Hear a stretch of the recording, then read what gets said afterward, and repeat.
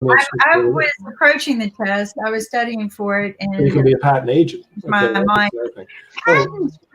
Okay, so Alexander May's Musical Cafe, Sunday at 3:00 Eastern Time.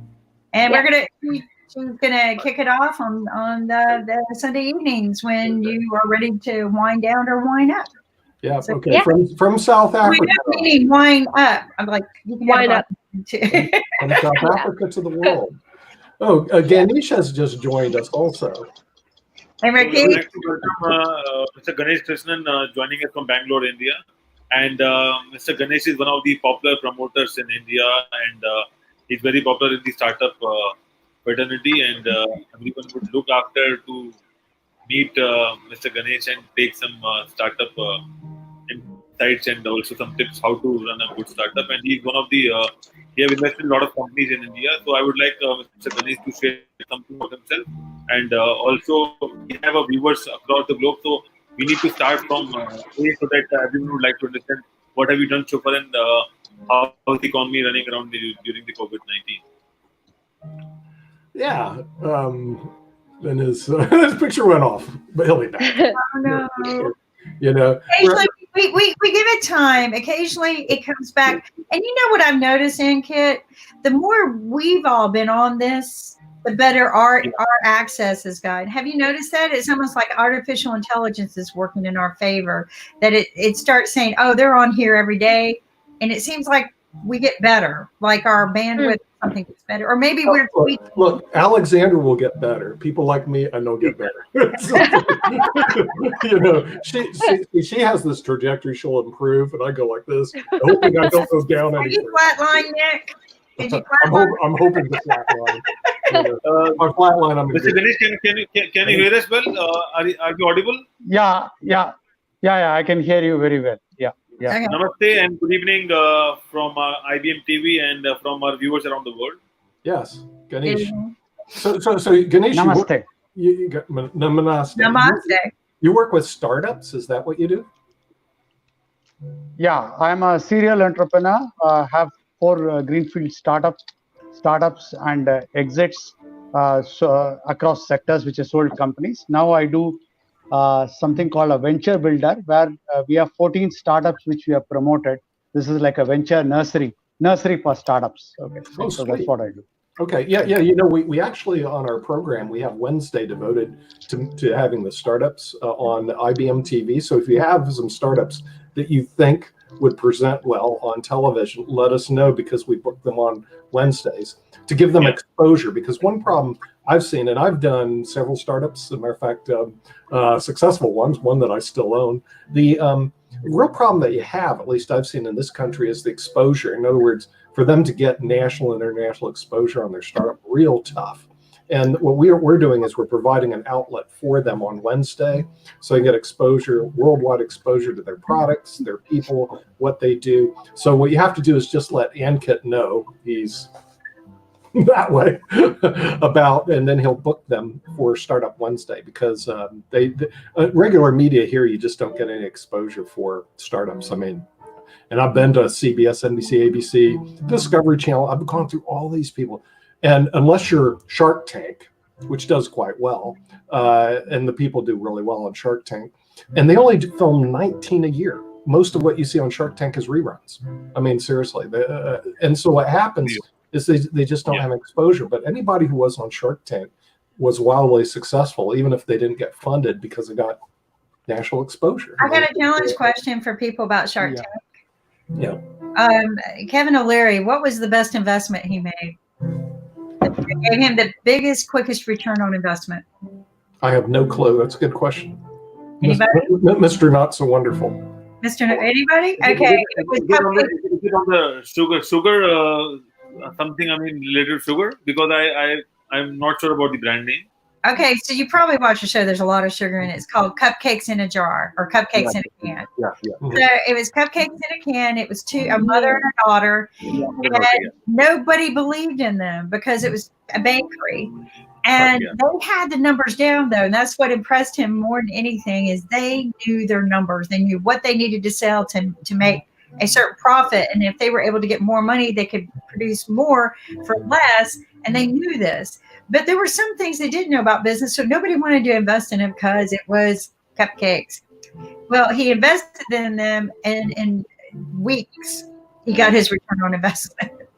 Yeah. Wow. Okay. So, I mean, I'll take you up on that because in India, I'm speaking from Bangalore, which is like the Silicon Valley of India. Correct. And we have huge number of startups. So we'll take up your startup on Wednesday offer, and you can tell Ankit that next 1 year is booked for Indian startups. Okay, right? So one of the exciting stuff that we have in India right now, I don't know if you are well aware, because of the large population, suddenly India has got leapfrogged in the digital infrastructure. So the internet connectivity and smartphone and access has been incredible. It's one of the lowest data bandwidth rates in the world. So we have a situation where we have a large population accessing, not computer literate, not English literate, but accessing through the vernacular languages on WhatsApp, and they are consuming huge amount of content and at a cost which is cheapest. So digital infrastructure is leapfrog. So you have huge number of companies which are utilizing the almost free digital infrastructure leapfrogging that has happened in India. So I can go on and on, but you will have next 1 year booked on startups leveraging WhatsApp, vernacular video consumption to solve major core pain points, be it grocery, be it food, be it housing, be it basic large pain points. Right? You don't need to be brilliant like in the US to have a Facebook or a Snap or a Twitter to build a large business in India. You can solve basic problems and build a large company. For example, one of our companies is Big Basket, which is a e-grocery company. It's the largest e-grocery company in India, valued at close to $1.5 billion. Nothing sexy, nothing glamorous, nothing genius about it. Delivering milk and eggs to homes. That's it. Right. So right. So that's a huge opportunity. That's awesome. And also, Nick, you won't believe, the brand ambassador of Big Basket is Shah Rukh Khan. And you were also looking forward to meet Shah Rukh Khan. I think Mr. Ganesh would be the key matchmaker if he would like to be on our show, and then the whole world will know who is Shah Rukh Khan. I checked Shah Rukh Khan out. Matter of fact, I talked to his publicist, so we're working on getting him on IBM TV. But I will also tell you this: Shah Rukh Khan, nobody in the United States almost knows who he is. Because I look through him, I'm going, man, this guy gets no love in this country at all. Not because of anything; he just doesn't have exposure here. And we have, we do have 330 million. We're not like India. You guys got 1.3 billion people, but we have 330 million, and we do have a decent size economy here. And so the thing is, why he hasn't bled over to the United States yet, I don't know, except what we discussed with Alexandra, is that the media here is horrible to try to get entry into. I mean, seriously. In other words, he probably had too many doors slammed in his face. I'm not kidding. And he goes, I'm Shah Rukh Khan. I'm the biggest name in India. And what they do, they'll go, do you have an appointment, sir? No. Well, if you don't have an appointment, we can't talk to you. Have a good day. Click. That's what they do here. It's better to be the bigger fish in a smaller pond. India is not a smaller pond. They have more eyes on their actors and actresses than we do. But sometimes it's better to be the bigger fish in a smaller pond than the big whale in the big ocean. And because you can get easily lost in the ocean. So I'm excited about these opportunities. Yeah, no. If he's a big sensation there, he would be a big sensation here if he gets entry into this market in the United States. And that's what I've seen here in the U.S. The U.S. is horrible. I mean, if you try, you have to maneuver through all these minefields because their favorite word is no. It doesn't matter what you have. You can have the best idea in the world. You could be the next, Amazon. You need to unmute your mic. I want to unmute my mic. Is my mic muted? No, I want to talk about something in the startup world. In India, well, first off, in the U.S., we have this theory, not theory, actually, it's a fact, that about 90% of the startups that are invested in fail. I kind of have my reasons, and Nick and I, we kind of evaluated this over the past 10 years because this was not, to me, an issue before 10 years ago. What are the stats in India? What is your ratio? The failure rate. Or your failure rate? Okay, let me, it's a very interesting question because Indians by nature are risk covers, and we have a huge fear of failure. So the stigma of failure is very high in India. Okay, right? People, unlike Silicon Valley, where a failed startup entrepreneur is seen as somebody who can bet on again and again. Many times they wear that tag as a badge of honor. That's not the case in India. People sympathize and pity people. So generally, Indian companies and entrepreneurs have focused on services businesses which are cash flow based, which don't have high risk of failure, also don't have high chance of making to a unicorn or $1 billion valuation. So you see, most of India has been more of services companies which are slow, safe, and based on manpower services or services to US companies. Of course, things are changing in the last 10 years, especially last 5 years, where product companies are coming. There, obviously, the risk is higher, the rewards are higher, the failure rates are higher. So if you ask me statistically, in terms of venture funded startups, early stage startups which take a risk, which are not lifestyle businesses or which are not pure service businesses, the failure rate would be as high as 90%, same as in US or anywhere. But only now, those typical Silicon Valley type startups, which are product companies, which have venture funded companies, have started with the same failure rate. Otherwise, we have had companies like TCS, Infosys, which are IT services companies. TCS as IT services companies more than 50 years old, and it has surpassed IBM in terms of valuation. But those are exceptions. Now you see the same kind of venture capital ecosystem coming in. So a lot more product companies, a lot more risk takers, and a lot more similar failure rates as in Silicon Valley. Okay.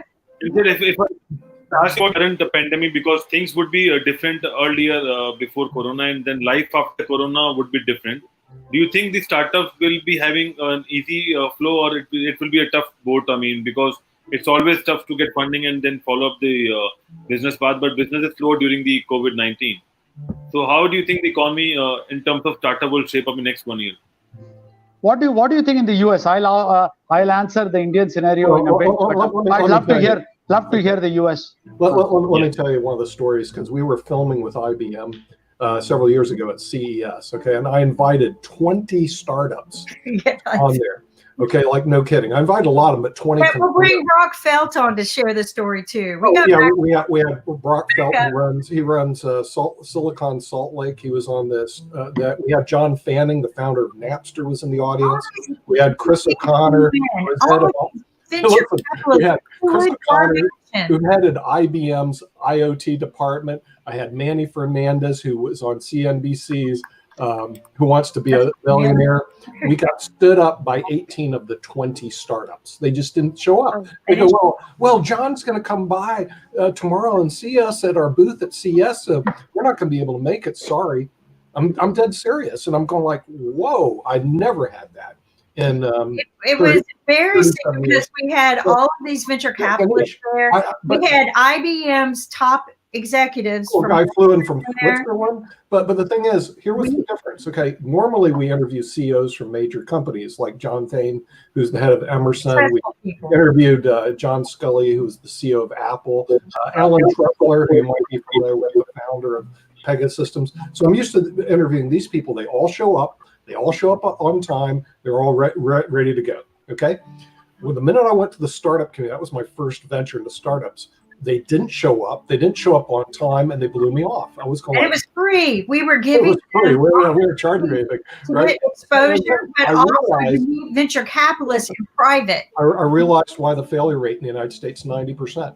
I'm serious. I'm going like, if this is how you conduct business, you will fail in my industry. You will fail in your industry. You will fail.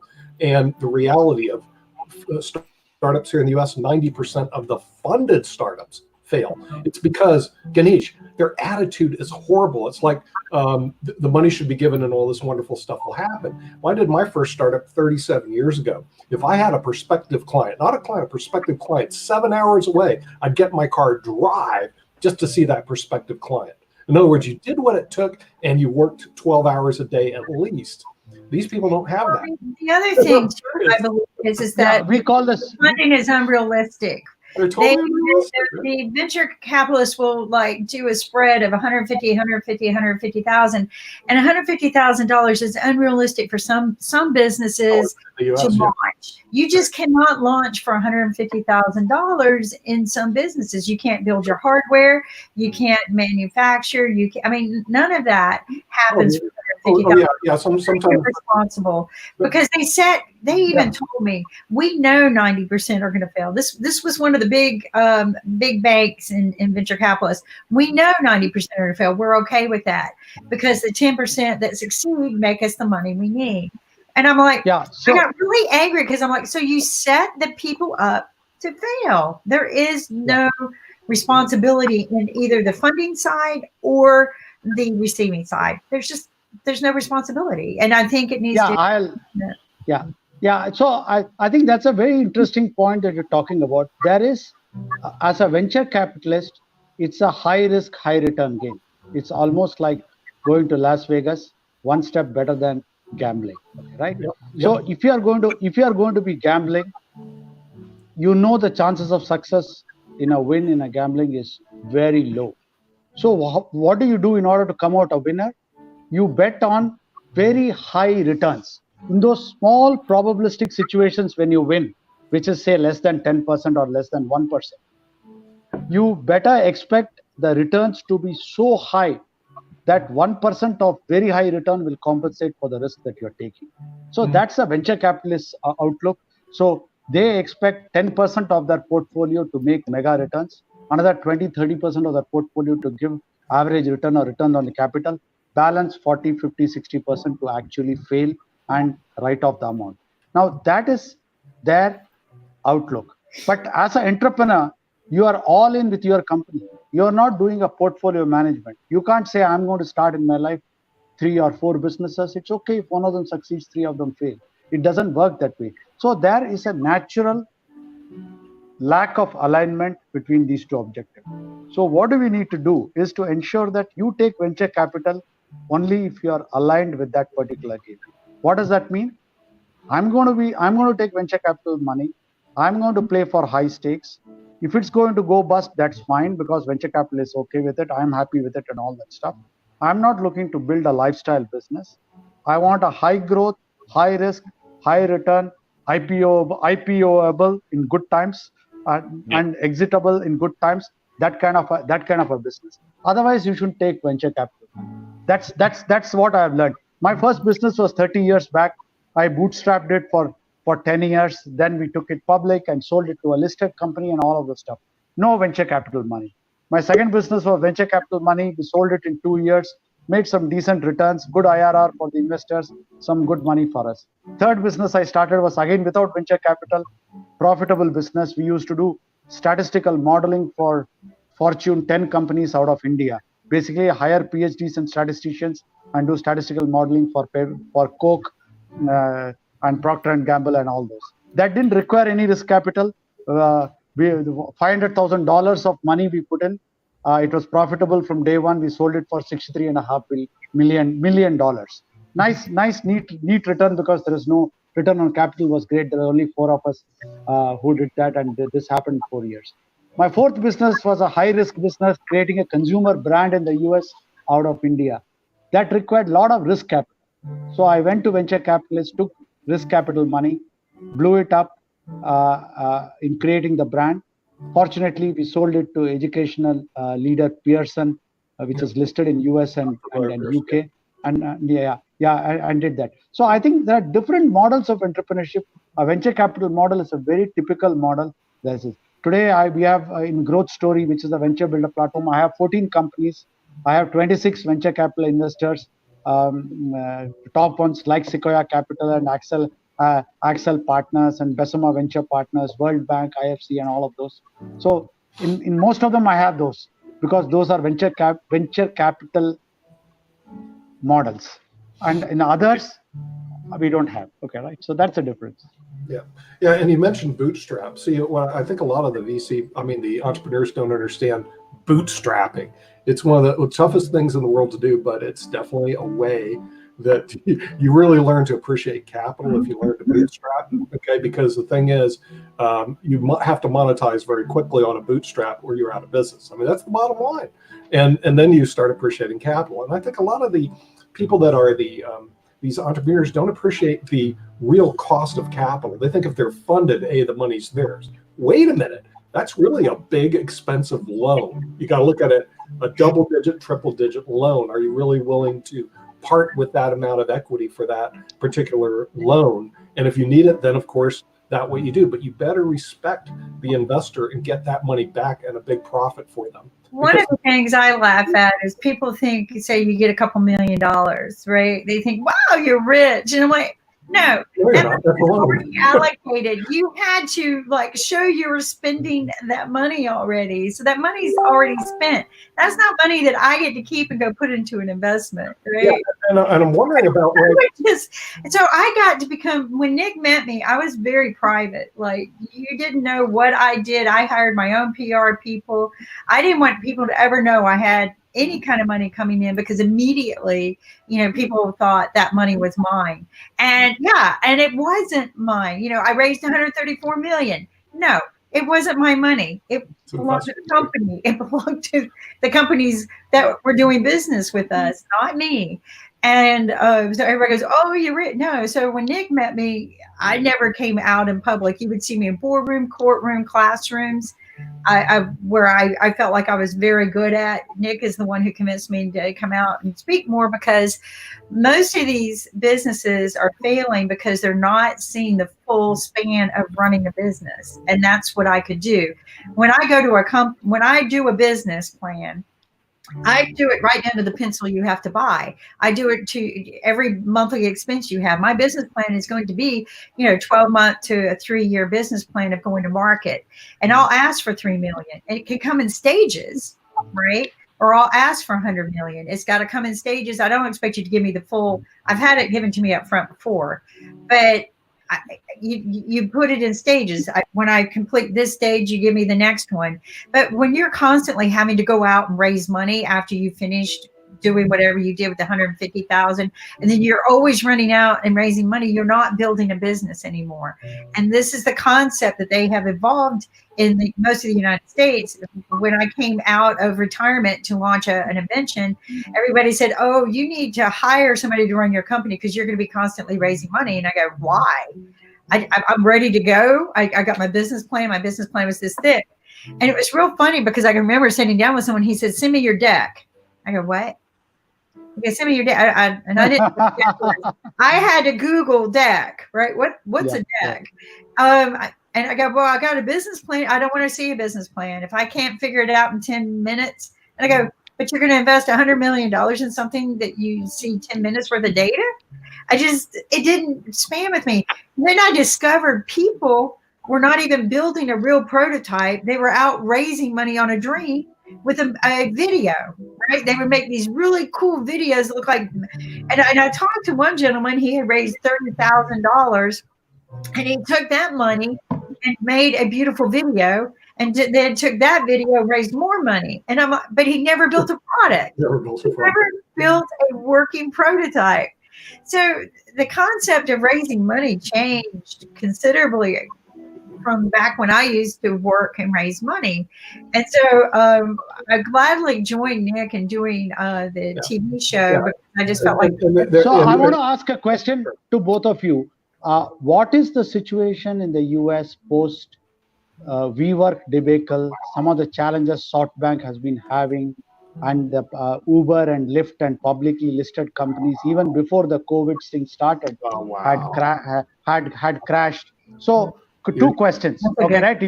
I want to know the US scenario. Then I'll talk about the Indian scenario. How are you handling the situation? There's the thing here of down valuation. I'm gonna give that to Nick. There's a thing here called bankruptcy courts. which Neiman Marcus, one of the big realtors, is about to visit this week.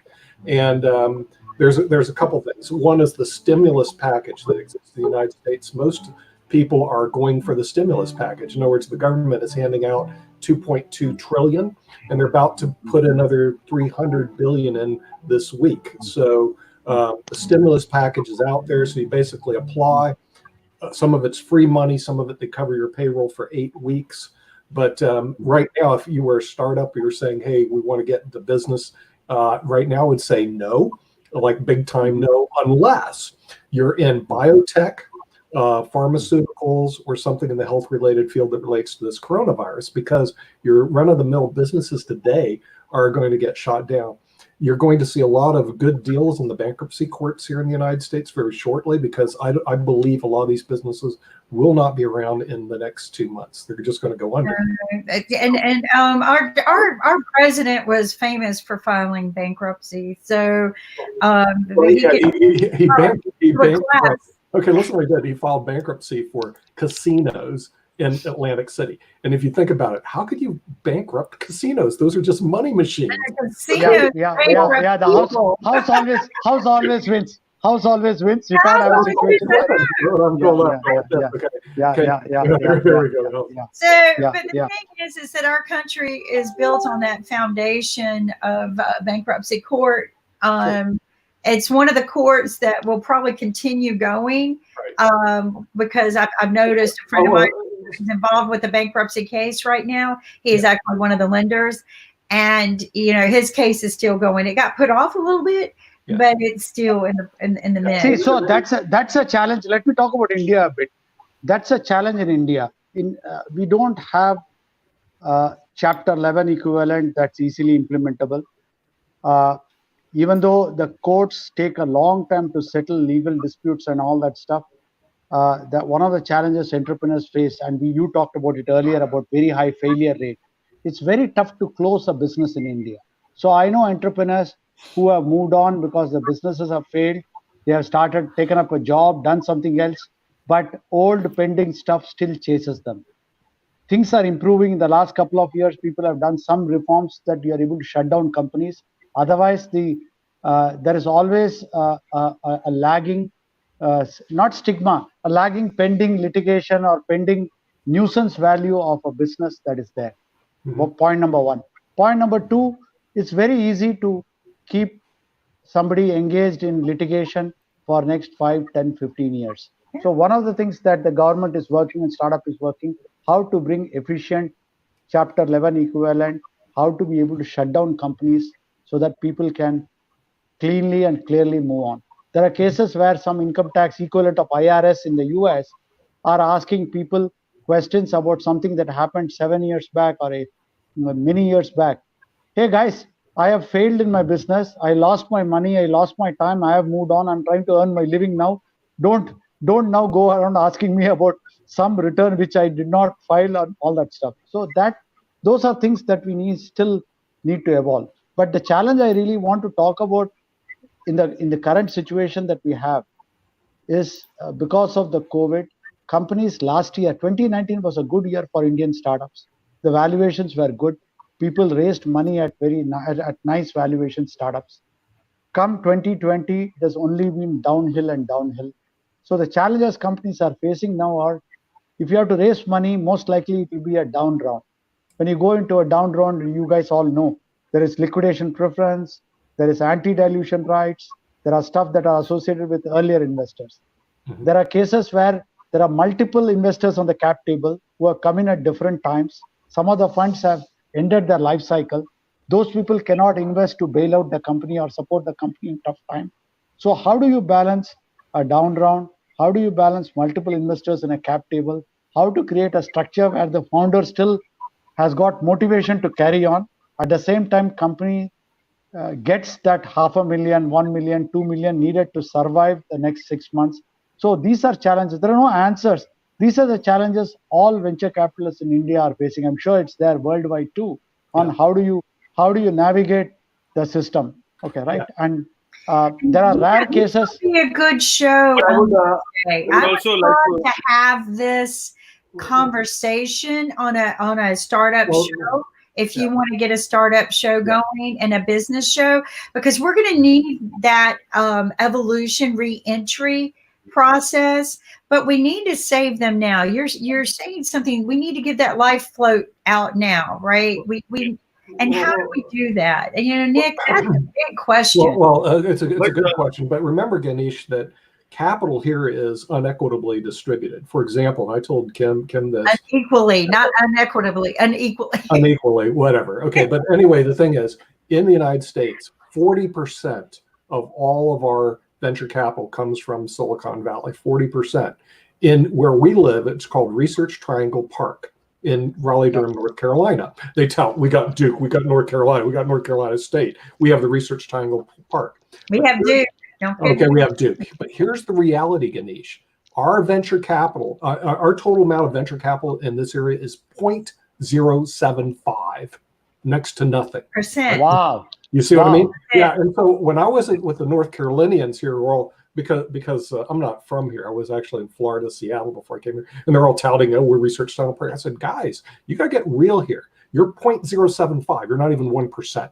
The markets here, if you want venture capital, are in Silicon Valley, Los Angeles, Boston, and New York. They will account for more than 90% of all these. 80% of the venture capital goes to San Francisco. Yes, exactly. So the thing is, and part of the reason why is that they were successful in some of their other startups. Like in Seattle, we had this company called Amazon, and it was a dive company. Now it's pretty good. Okay, and then and they had Expedia. There was another company called Microsoft, and all these startups. Notice they didn't happen in New York. Part of the reason in New York, you have to wade through all these rules, which I discussed earlier. You have all these nodes and roadblocks. Out west, it was more loosey-goosey. And so they actually did quite well. In Silicon Valley, you had Google, you had Oracle, you have all these. And what they did is these people made funny money off their stock options. And all of a sudden, they had money they've never had before. This wasn't old money. This was new money. And so what they do, they turned around, they invested in other startups. So it kept compounding, where if you're in the West Coast of the United States, they have most of the venture capital money, and the rest of the country is blank until you go to New York and Boston. And that's how we're really aligned here. And that's the reality of the VCs. Now, the problem is the people that have great ideas, great idea. Everybody has a great idea. Can they execute on that great idea? That's the big question. And that's the big question. No, I'm very familiar with Sand Hill Road. I have made many of my trips to Sand Hill Road and taken money. Sand Hill Road. Yeah, of course. See this trash can? That's the trash can of all the great ideas. So Sand Hill Road, and I've lived in the Vagabond Inn in Sunnyvale, and go with my ball to Sand Hill Road to raise money. But to be fair to Sand Hill Road guys, I didn't build my businesses and get good exits and made money for them and for our people through stock options because of the courtesy of people in Sand Hill Road. Okay, right? Yeah, so I right. I would like to ask one question to Mr. Ganesh. That during this COVID, I mean, if someone would still get some kind of funding from, generous people like you, maybe post-COVID as well. I mean, that in India, people. He's talking I'm talking about wait a minute.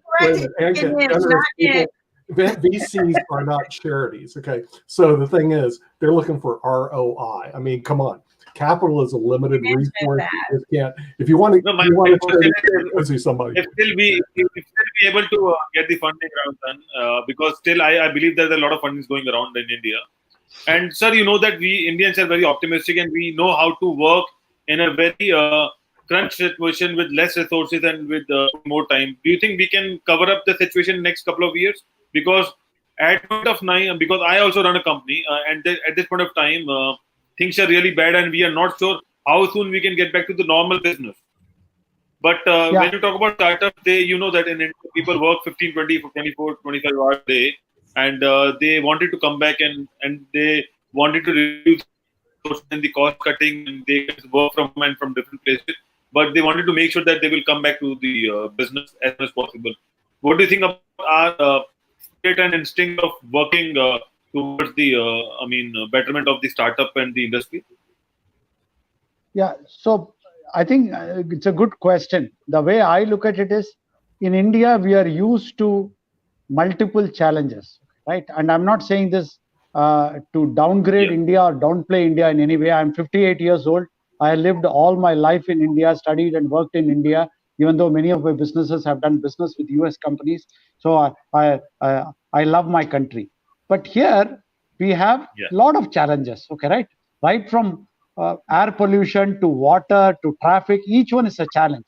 That has also built in us a resilience and a herd immunity, and that's a famous word that's coming from UK, right? So it's a Prime Minister UK. We have huge amount of resilience and immunity that is built into us because of the toughness that we go through. So I'm very bullish about Indian entrepreneurs, Indian startups' ability to weather this storm.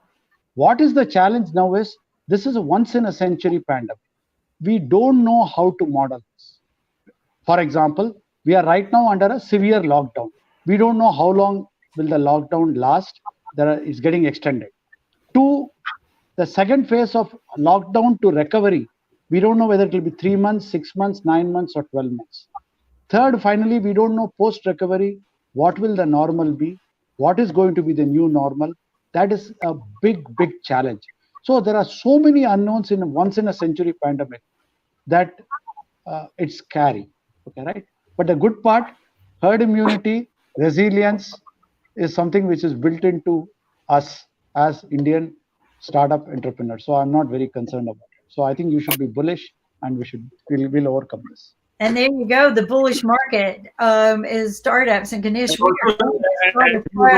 and we're going to evolve this. We're going to build the startup community back up, because it's my belief that because of the startups, we have better and stronger communities. Not so fast. Not so fast. Okay, we can wait. A lot of these companies in the next 2 to 3 months are going this way, and there's no way you can stop gravity, baby. They're going down. Okay, so what you got to do is get ready for that airplane as it goes zoom down, and that's like the realities of it. You're going to see. I think we can build our communities. You're going to see a lot of pain and suffering. There will be one that we have built in the past, and we can build in the future. It's just the need of an hour, and if we are united, I think we can build it. And yeah, but only the tough are going to survive. I mean, that's going to be the realities of it. The tough guys, the tough gals, the tough will survive, and the weak are going to be thrown into the trash pile that I have right over there. And unfortunately, the trash pile is going to get pretty bloody big. And that's the realities of this. So pain is suffering. Life is suffering. The thing is, you're going to have to morph. And the thing is, a lot of these businesses are going to have to morph. And I'm sorry, they're going to have to morph. If they don't morph, they're going to die. Well, pivoting. But the thing is, we have a really good talk show about this. And I think Ganesh can help lead the way with Ankit and you. And I think, but here's the thing. Great minds have to pull together to make good things happen.